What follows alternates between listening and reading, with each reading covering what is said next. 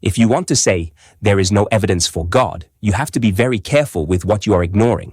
When Neil deGrasse Tyson talks about God, he talks about dark matter, dark energy, the Big Bang, multiverses, asteroid impacts, and religious diversity. He sounds very scientific, but notice what he never touches: Jesus. He talks about God as if God were an abstract idea floating somewhere at the edge of the universe. But the core claim of Christianity is not that there might be some force out there. The core claim is that God entered history as a real person in a specific time and place, under a known governor, in a known region, leaving behind not just feelings, but documents, martyrs, communities, and a civilization. If there is no God, then you still have to explain Jesus. Why do almost all historians agree that he existed, that he was crucified under Pontius Pilate, and that a movement immediately appeared claiming he had risen from the dead?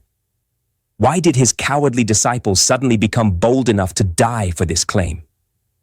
Why did his own brother, who grew up with him, go from skepticism to worship, calling him Lord?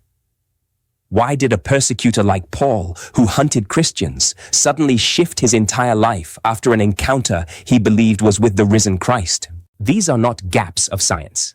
These are historical facts waiting for an explanation. You can say, I don't know how to explain that, but you can't just wave it away with multiverses and asteroid belts. If you ignore Jesus, you're not being scientific, you're being selective.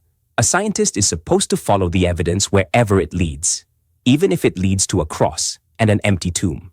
So, before you say, there is no evidence for God, ask yourself honestly, am I talking about the God of my imagination, or am I willing to confront the God who actually showed up in history?